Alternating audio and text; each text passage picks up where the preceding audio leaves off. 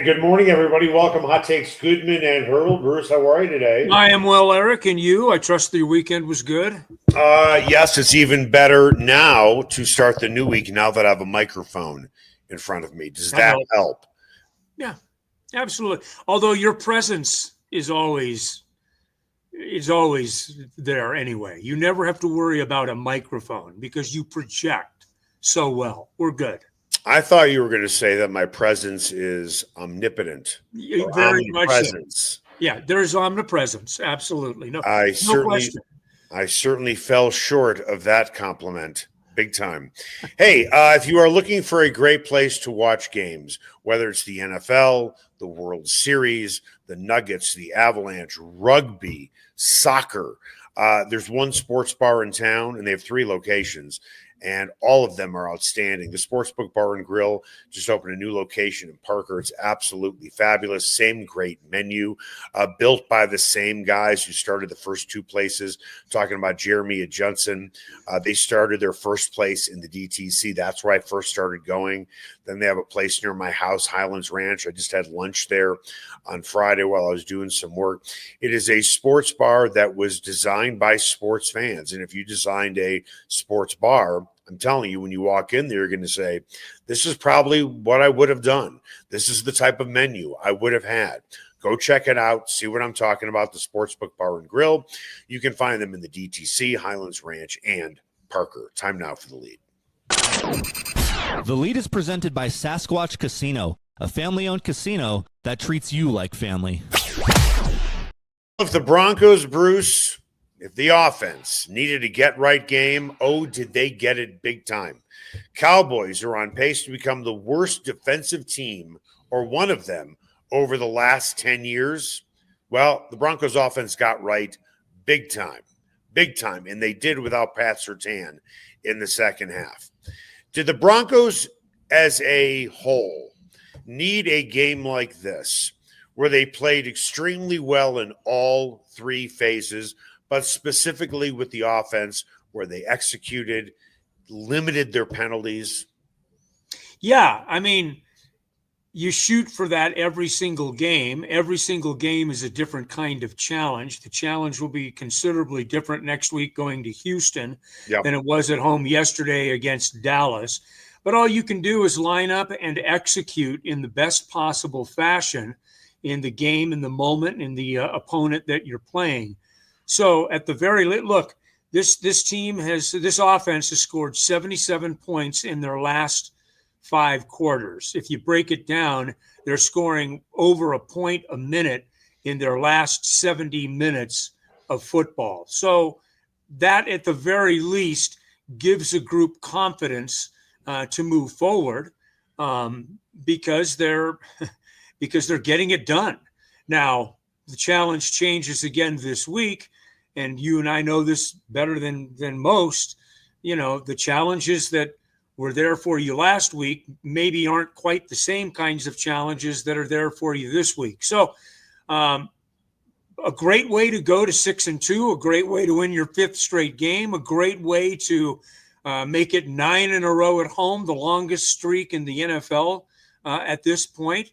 Another step forward to being, I think, a legitimate contender. That might be a little too strong. But they took another step forward to being a good football team at the very least. Not that Sean Payton cares what we think, or the players care what we think, or they care what the fans think. But did all of us in Broncos country did we desperately need to see this team play well in all 3 phases before we stick our stamp of approval on them and say, okay, this team could be special? Because this was probably their most complete game of the year. Yeah, and I'm still not there. Really, I think you got to be careful on that. I mean, we could be sitting here next week after a 12-10 loss at Houston, right? And the conversation could be totally different. I'm not referring to that in total. Yeah. What I'm saying is the offense did not commit a bunch of pre-snap penalties. Yeah. They really didn't hurt themselves. They did sustain drives. Now, granted, the Cowboys defense is actually worse, arguably, than the Bengals. But the defensive performance was nothing short of outstanding.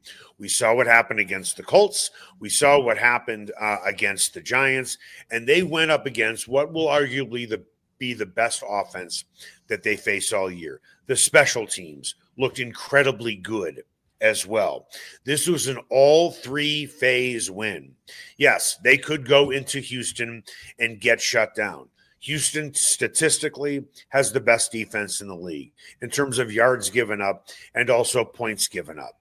But I'm saying all three working together, and you're thinking, okay, this is what this team could be. Yes, and you put it succinctly, and you put it well. Once you see it, you know you can do it. Right. They know they can do it. We know they can do it. And there's proof of it. Now it's a question of doing it consistently. It was fairly easy to do in retrospect. It was fairly easy to do that yesterday. They lined up. I felt like they could have scored every single time they had the ball, right? And they give up the mulligan. You give them the mulligan for the interception on the third play of the game. But, they had just ripped off a 7-yard run and an 11-yard pass and were in good position to score there as well. So I felt like they could pretty much do whatever they wanted to do. I'm glad you said what you did about the defense, because I think that was really the story of the game. Can I share something with you? Yeah. And remind you of something that you said on Friday. Mm-hmm. I just happened to stumble upon it this morning, and I didn't disagree with you one bit with what you said. Mm-hmm. You said the Broncos will be fortunate, those were your words, fortunate to hold the Cowboys to 21 or 22 points. Yeah. And I couldn't have agreed with you more. And, they scored 22 points. It was as garbage time as you can get. Yeah, 24, but it was 17 against Dak Prescott, and that the game was over at 44-17 with 7.5 minutes left. I mean, it was done before then. Yeah. But that's when, Brian Schottenheimer raised the white flag, and it was essentially done. I thought defensively they were just so good yesterday. And, they took a few hits. Riley Moss took a couple of penalties. That's going to happen when you're playing aggressive man defense and you're on the edge. You're playing and against good people.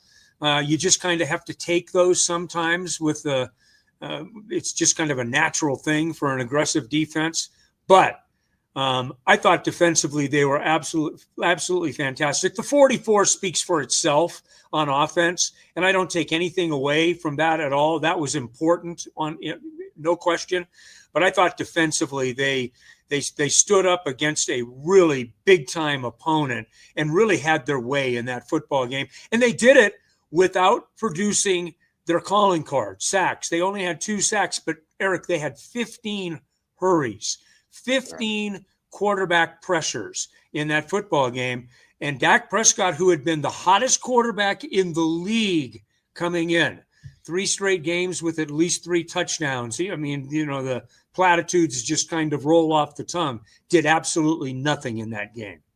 By the way, if you believe in numerology, and I can't honestly say that I do, I remember watching a game 40 years ago.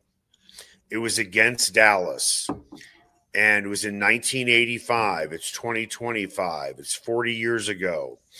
The Chicago Bears went down to Dallas and beat the Cowboys 44-0. And I remember that because it was plastered on a Sports Illustrated cover. Mm-hmm. What does that have to do with anything? Absolutely nothing. I just wanted to let you know how strong my memory is. Ah, well done. Okay. With that, okay, how much stock are you putting into the Cowboys defense is just absolutely dreadful? Well, I put a lot of stock into it because it's certifiable. I mean, they're the worst defense in the league. And on top of it, they were pretty damaged goods yesterday. Yeah. But I will fall back to where I normally go. Winning games in this league is hard to do.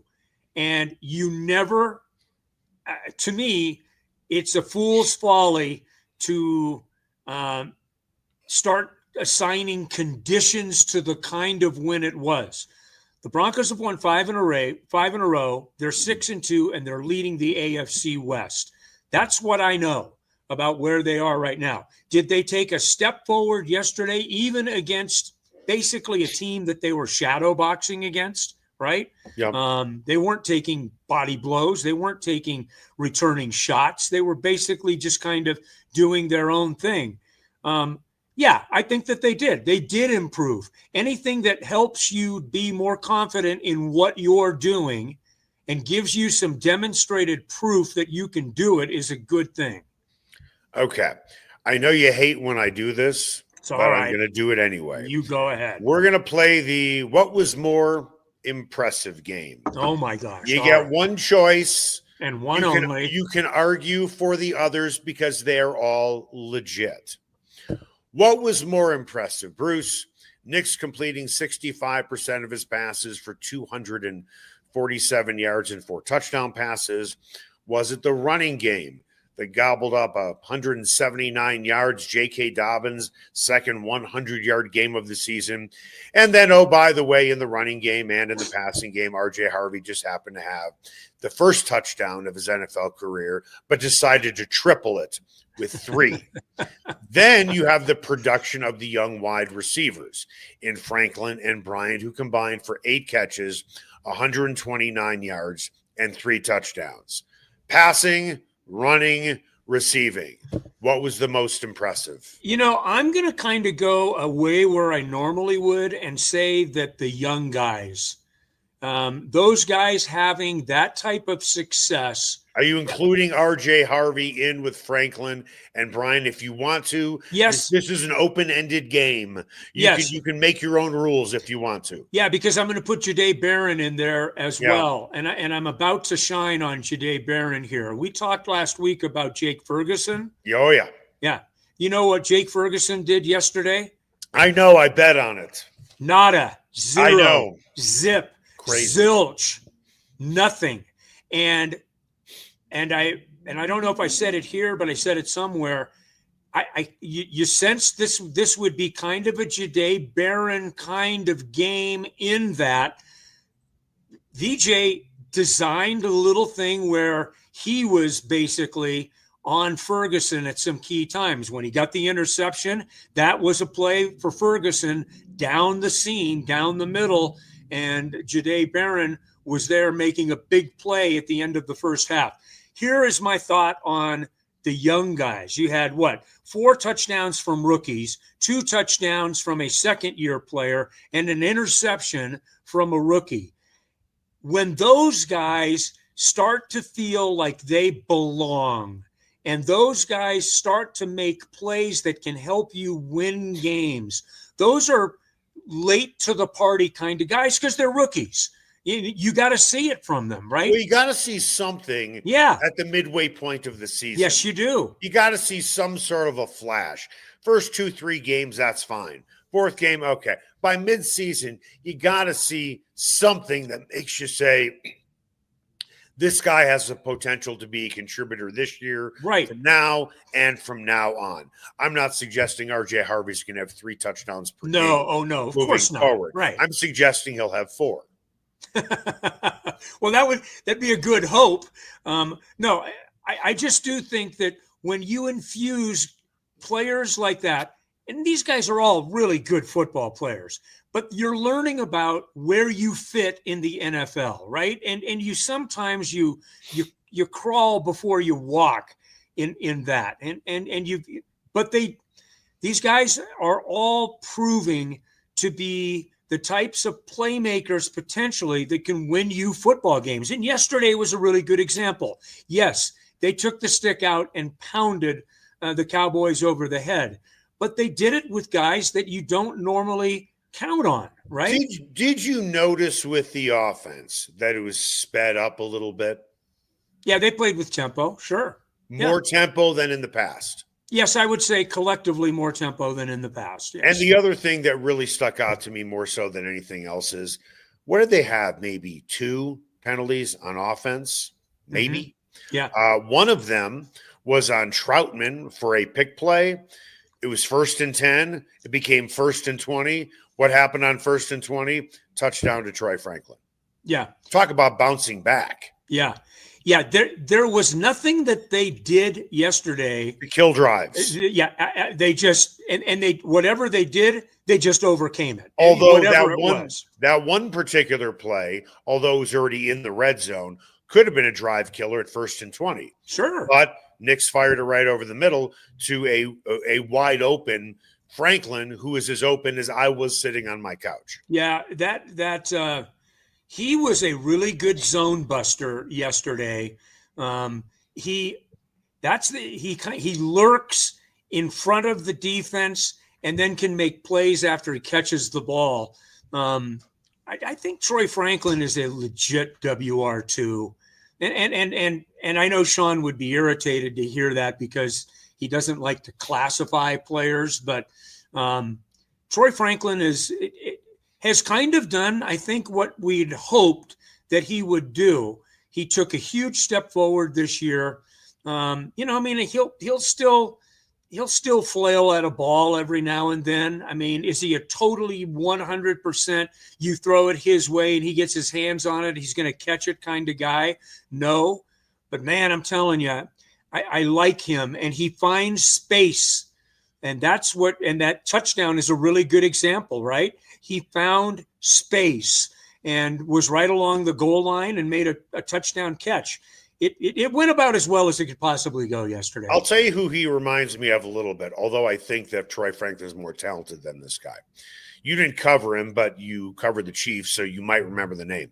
Remember the name Ashley Lilly? Oh, yeah, sure. Of course. Okay. Yeah. Ashley Lilly was a guy who would feel like caught a big, deep pass every game and then would drop a pass every game. Yeah. And that is Franklin. Yeah. He needs, obviously, to get that out of his system. The trade deadline is coming up fast, right? It's going to be a week from tomorrow. There have been some rumblings that the Broncos might look at a wide receiver. After seeing the growth of Franklin, after seeing now the growth of Bryant, not only as a receiver, but as a blocker, throwing a little Marvin Mims, and of course you have Sutton, and Ingram is starting to emerge a little bit. Mm-hmm. You make a trade for a pass catcher. I mean, I know it depends on what you have to give up, but if you get a legitimate number 2, not a guy you hope is going to be a number 2, and you are 6-2 on top of the division, is this where you put the pedal to the floor and say, we're going for it? If you think that you really need someone in that position, and I don't know what Sean thinks. Do you think they do? I mean, I'm concerned with Marvin Mims being in the concussion protocol. That concerns me a little bit. I don't think it would certainly hurt to pick up a wide receiver, depending on how much you've got to pay for that player. I mean, I've heard the A.J. Brown things. That's not, to me, realistic. You don't want a guy who is constantly complaining. You don't want a guy that's going to be bad for your locker room, right? You know? So I'm with you on that. Yeah, you've got other considerations right now. Look, you got guys in this locker room now wearing T-shirts about their teammates, right? So you got Alex Singleton wearing a Pat Surtain T-shirt. You got a lot of feel good in this locker room right now. And don't underestimate the power of that. That is just, man, that is gold. If you can have that kind of thing where guys are playing for one another, answering to one another, it's a really good thing. And it can help this football team. But the answer is, and I think that they have demonstrated this, Eric, if Sean and George Payton think that they can help the football team in the right way, they'll make a move. I don't think there's any question about that. They'll make a move. Now, do you feel like you can stand pat with what you have right now? Maybe they do. I mean, I'm not sure that I'm totally there yet, but I do have confidence that they'll pull the trigger if they have even the slightest thought that they can improve this football team without hurting its chemistry. Coming up after the break, Bo Nix has been up and down at times this year. With what you saw yesterday, did your opinion of him move the needle at all? That's next. Ferguson's Heating and Cooling is the best in Denver, and their customers agree. Ferguson's has 165 5-star Google reviews, and here's one from Betsy. Highly professional, prompt, and honest. I switched to Ferguson's when I became aware my former company was trying to sell me a whole new system I didn't need. Ferguson's is an honest, working, family-owned business that'll give you a fair price, the highest quality parts and equipment, and they always show up on time. You can trust the Ferguson family like you trust your own family. Go to fergusonsheatingandcooling.com. Everyone has their favorite sports bar. Mine, the Sportsbook Bar and Grill in Highlands Ranch, DTC, and now in Parker. All their locations are everything a sports bar should be. An upscale menu with 12 different burgers, outstanding wings, and my favorite, the Philly cheesesteak egg rolls. They've got every game on the NFL Sunday Ticket, MLB Extra Innings, NHL Center Ice, NBA League Pass, plus soccer, rugby, and UFC. Sportsbook, great hangout bar, great for private parties. The Sportsbook Bar and Grill in Highlands Ranch, DTC, and now in Parker. They are the sports bar. Here's another great promotion from Sasquatch and Wildcard Casinos in Blackhawk. On December 13th, it's their annual holiday auction for a pair of Super Bowl tickets, tools, jewelry, electronics, toys, and kitchen appliances. Earn auction currency with every locked-up jackpot, players' points, or a daily cash drawing. There's so many ways to earn currency, and the more you play, the more you'll be able to bid and win what you want at their auction. So get up to Sasquatch and Wildcard Casinos and start stacking your auction currency today. Everyone has their favorite barbecue spot. Mine, Smokin' Dave's Barbecue and Brew. My favorites, slowly smoked ribs, smoked corned beef Reuben, smoked meatloaf with a portobello balsamic cream sauce. Don't forget about Smokin' Dave's 16-hour smoked brisket and pork with one of their 4 homemade barbecue sauces. Great sides, you bet. Barbecue beans made with pork and brisket and their southern corned bake. Man, you gotta try it. Plus, they have amazing non-barbecue entrees on the menu. Go where I go, Smokin' Dave's Barbecue and Brew in North Denver. Ever wondered where city and county fleet vehicles go when they retire? Now's your chance to find out and score big. Imagine driving away with a great deal on a reliable vehicle. For over 45 years, Roller Auction has been the trusted source for government fleet vehicles and equipment. Trucks, SUVs, sedans, and more, all selling to the highest bidder. Don't miss out. Visit roller.bid/hot takes to get auction updates today. Your next vehicle could be just a click away. And welcome back, Hot Takes, Goodman and Haertl. Time now for What's Trending. What's Trending is presented by Ferguson's Heating and Cooling. Your family should trust the Ferguson family for all your heating and cooling needs, and you'll see why they have over 165 5-star Google reviews. Make an appointment today at fergusonsheatingandcooling.com. I think it is fair to say that Bo Nix easily had his best and most complete game of the season. We have seen what he has done in the fourth quarter against the Eagles and against the Giants. Does this move the needle for you at all with what you saw yesterday? Meaning it's going to be ticking up, clearly not down. Well, I mean, I think it is ticking up. I don't know how dramatically it's tipping up. They're a 6-2 football team. That has to count for something. The offense has been finally has kind of moved along a little bit yesterday. But I will just stick with where I have been, I think, most of the season with Bo Nix. And I'm a Bo Nix guy, and I admit it.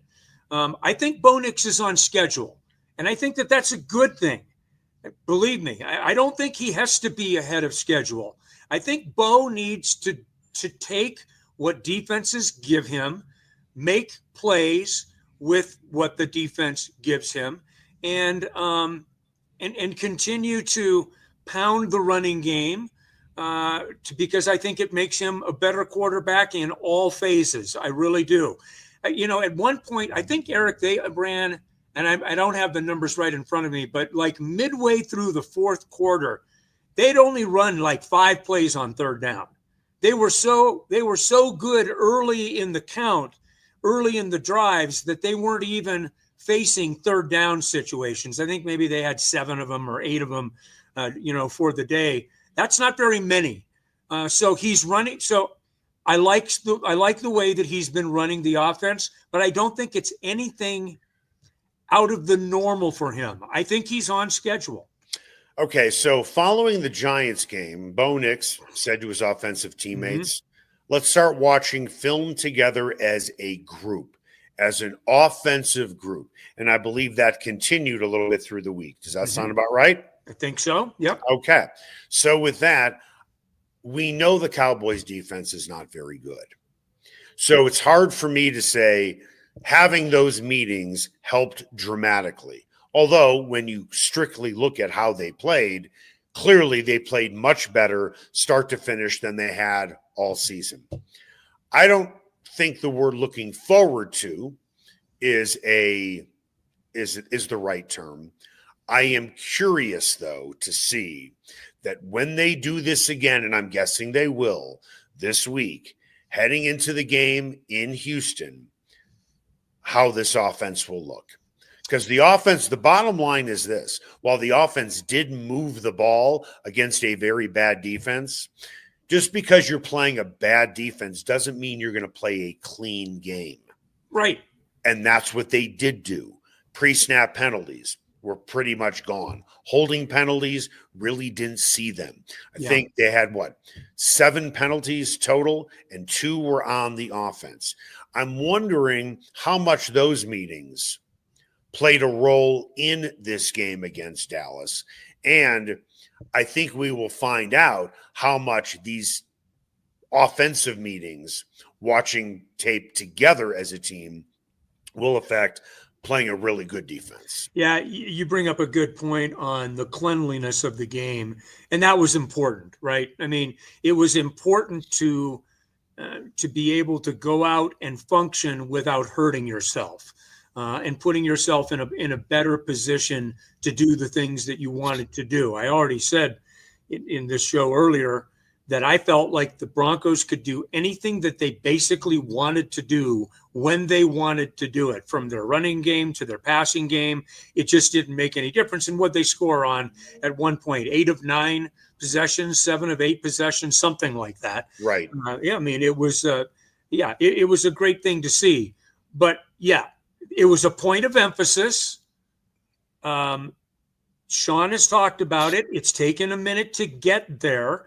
They haven't damaged themselves by being the most penalized team in the NFL. And hopefully yesterday was a good indication for where they go from here in terms of offensive penalties in particular. It's amazing how much smoother the operation is when you're not walking backwards every 5 plays or so. So without question, they made great progress in that regards. And I think Nix's leadership that continues to grow as well. Making sure that Pat Bryant gets the ball from his first touchdown. That's important. Making sure RJ Harvey gets the ball for his first touchdown. Those are the type of things that Bo Nix thinks about while the game is going on. Yeah, right. Let's make sure that these guys have a piece of it. It's important. And it's all part of what we talked about in the first segment about that's part of the level of confidence for young players. They make plays, then they're recognized for them, and it's part of the inclusivity that I think that Bo Nix is really good at in gathering guys.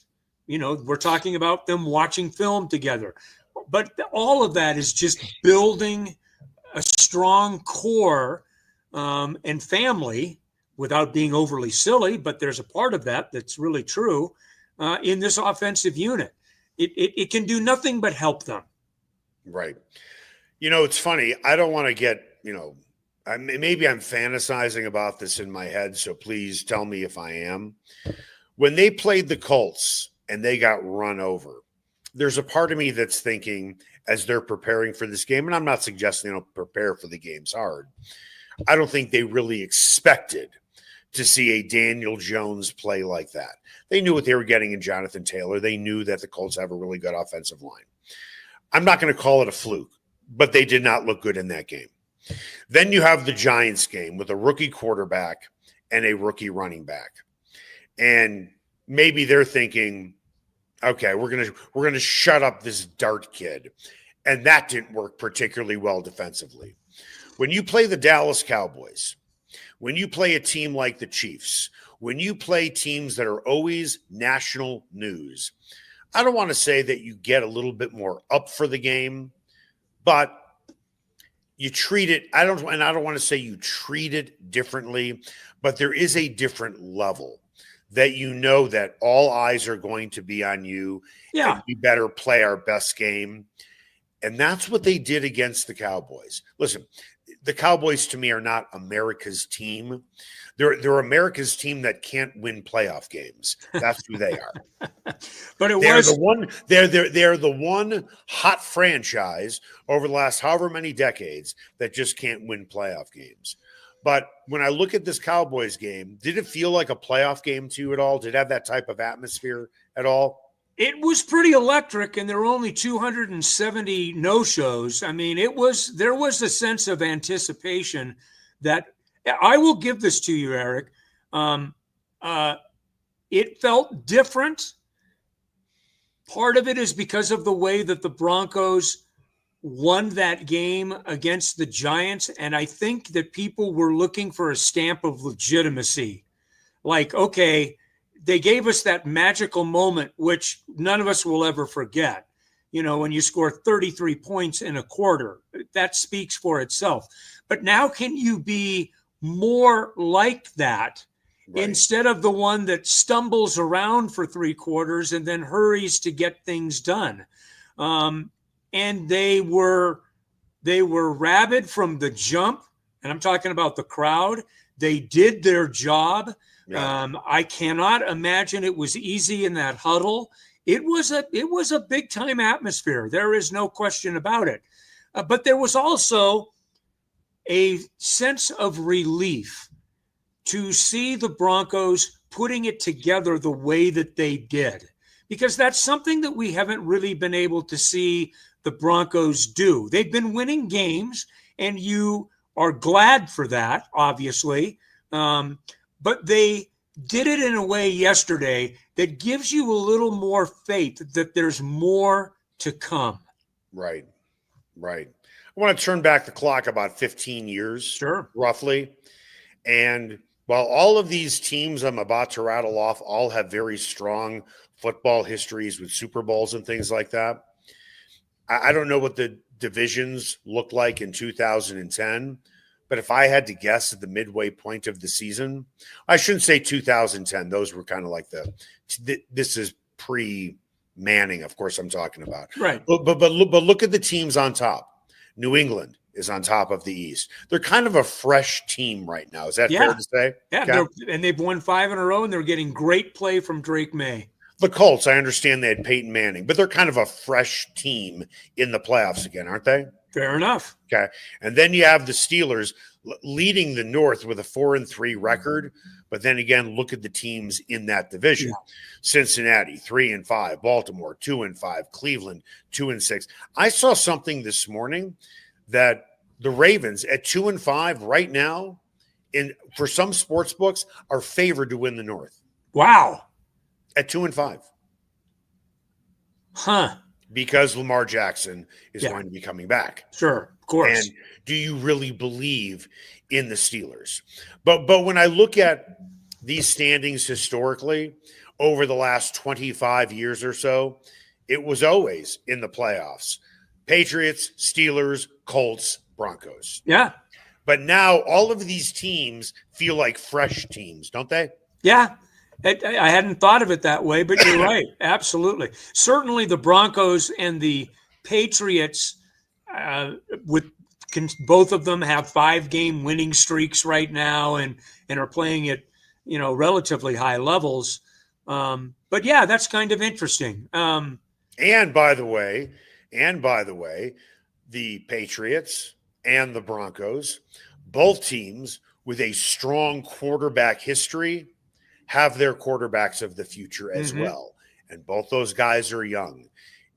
What's going to happen? How many Super Bowls between the two of them will they win? Talking about Drake May and Bo Nix, I have no idea. Yeah. Maybe 4, maybe none. Yeah. But with those two quarterbacks, those two teams will always be competing with those guys. Then throw in Josh Allen. By the way, did you watch any of that Bills game yesterday? No. I know what that final score looked like. The Bills, to me, are a very beatable team. Yeah. Very beatable. There's nothing about them that knocks my socks off. I understand that they have a really good running game. I should know. I bet on him, and he covered my bet for me. But that's not the point. But Josh Allen doesn't have a whole bunch of great wide receivers, and their defense is nothing special. No, you're absolutely right. I think it falls into the category of who are the special teams in this league right now. Right. I think Detroit can be that kind of team. They're all in the NFC. Everybody feels like everybody in the AFC is a wild card. Yeah. Outside of the Chiefs, just because of their history. Yeah. And yes, Patrick Mahomes is looking like Patrick Mahomes again. Yeah. But even the Chiefs, and I'm with you on the Chiefs, by the way, but even they're 4-3 right now. They're kind of like, they're kind of hanging. I think they'll beat Washington tonight, especially without Jalen Daniels and in Kansas City. And I think you're right. Mahomes is playing as well as any quarterback in the league right now. So, I think things continue to run through Kansas City.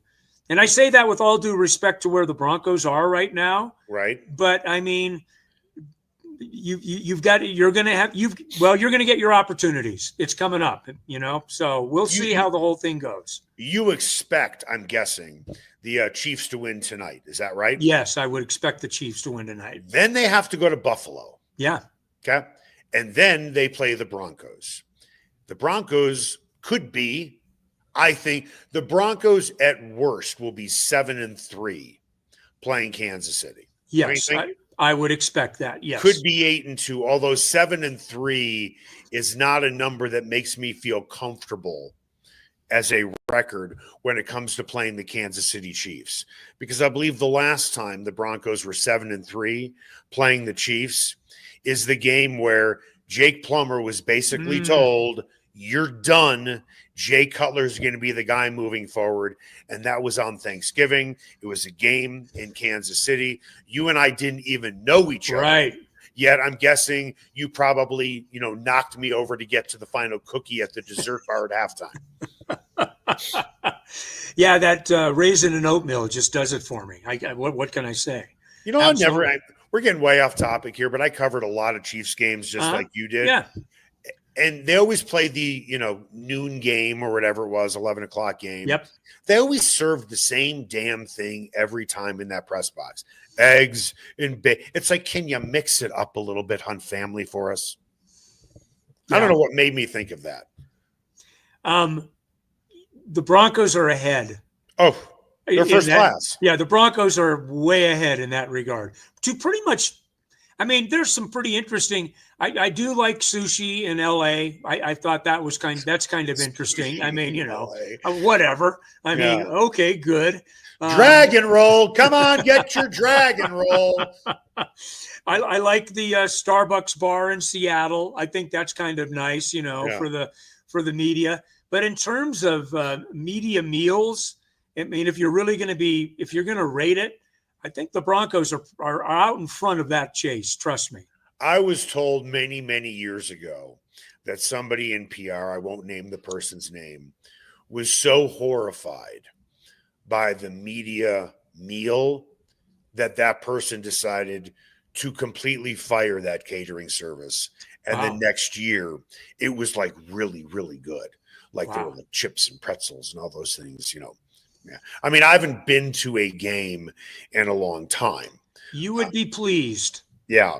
They had now I didn't eat the gumbo yesterday. Oh, they had gumbo yesterday. Yeah, but see, Not I as always good as mine. but I always think of you when I hear Not as good the as mine. word gumbo, Right. because we talk about gumbos a lot. Sometimes the ones you eat, sometimes the one that, you mix together a team and you come up with something or other. But Right. I heard the gumbo was outstanding yesterday. Well, you don't eat it because it had probably sausage in it. Yeah, it had things that I don't eat. But Yeah. I heard it was quite good. You know what? I got to tell you something. No. For as much as Sean Payton talks about New Orleans, did the Penners really have to, appease him and humor him with another New Orleans reference? Yeah, I don't know. And I say that jokingly. Right. But I will tell you one thing. Kerry Penner. Yeah.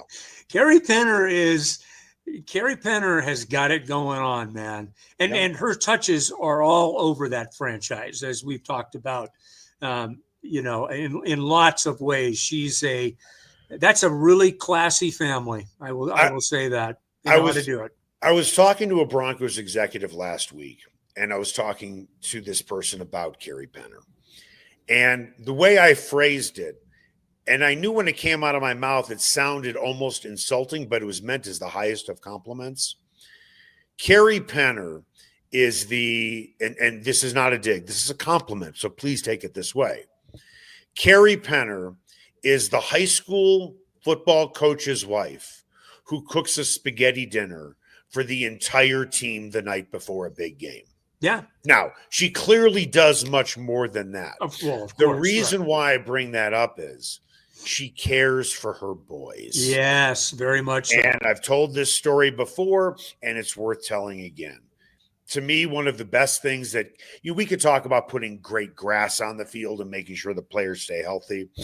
But the first thing that she did that really made me go, wow, was what you see at the end of every season. Yeah. Garbage bag day. Literally garbage bags. On that Monday following a Sunday game, guys, they just pull it right out of the spool, the hefty garbage bag, and she got those guys nice bags. Yeah. So they didn't have to walk out of the locker room following the end of the season looking like a bunch of homeless hobos. We don't want that. And she doesn't. Yeah. It was like that was something that she took care of. Boom, like right there on the spot. Nope. Get these guys some nice bags and stuff like that.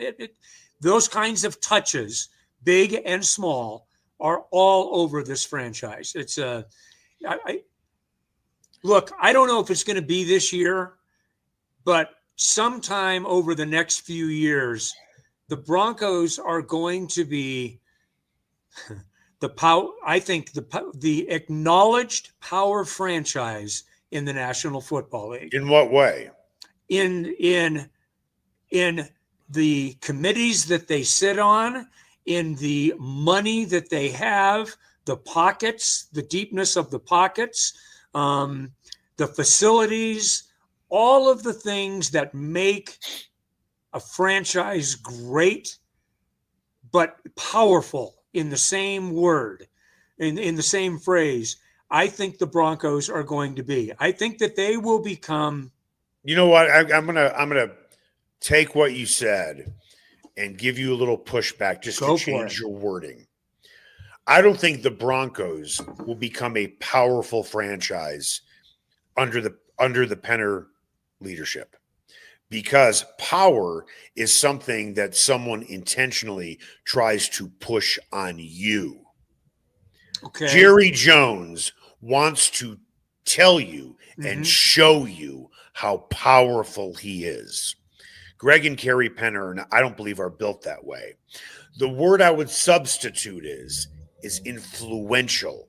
There you go. Power. Right. Jerry Jones wants to flex his muscles in front of you, while Greg and Kerry Penner, I don't know if it's important for them to be influential, but just by osmosis, they will be. Yeah, I think their influential elements and DNA just comes as a natural order for them. They're curious, they're engaged, they want what's good for the franchise first and foremost, and then the league.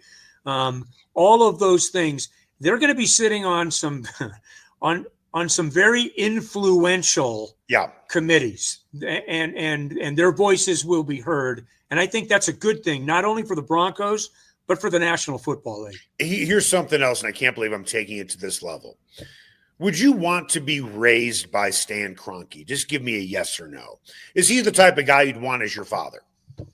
I mean, I'm not talking about the money, and I'm not saying he's a bad father. I'm not suggesting. Well, I don't know. I have a hard time answering for a reason, so I don't want to go down a rabbit hole.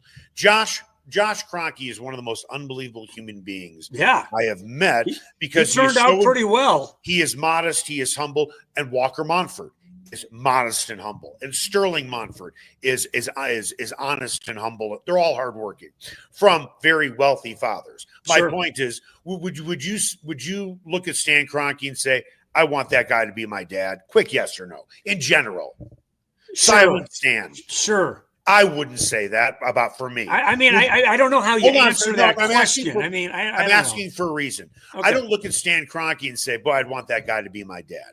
I don't look at Montford and say, boy, I'd want that guy to be my dad. I would love to have Greg and Carrie Penner as my parents. Okay. Would you? Well, I mean, I liked my dad, so I don't. It's not a comparison to your father, Bruce. I'm not saying you're gonna shit can your own dad and ask the Penners at 65 years old to adopt you. But if you really want to help a guy out, I mean, right? But my point is, it just seems like in their house growing up with their children, it's based on mutual respect, hard work, be a good person, do the right thing. It seems like a house that'd probably be pretty easy to come home to, with a whole abundance of love and fun and respect and all of that stuff. And that's the way they treat their players, who are their sons, and their executives and everybody else in that org. Everyone is treated like family, and everybody is treated in theory like an equal. I know Greg Penner is the type of guy that does want to listen to other people and what they have to say. And Carrie Penner is the same way. They're the type that you can make the case that could push their weight around if they wanted to, specifically being the wealthiest owners by far in the NFL. But they are very similar to a Josh Kroenke. Greg Penner could walk into a black tie affair, a barn dance, and a Klan rally, and you wouldn't know that he is Greg Penner. He would just be one of the guys. He blends in, is my point. Not suggesting Greg and Kerry go to Klan rallies, but my point is, and you get my point, they can meld into any situation where they are so humble and so nice that, I mean, would you ever look at, if you met Greg Penner at a bar, you think he'd be the type of guy that brought up to you, I own the Denver Broncos? Oh, my God, no. I'm an executive at Walmart? No. Jerry Jones would. Sure. And that's my point. Daniel Snyder would. A lot. Woody Johnson would. Most owners would push their weight around. Where, to me, Greg Penner and Carrie Penner just seem to be one of the guys, one of the gals. Gotcha. I don't know where the hell I came up with that rant, but let's end the show that way. But you were on a roll, and I wasn't going to get in your way. It was good stuff. And none of that is clippable. With that, make it the best possible day you can.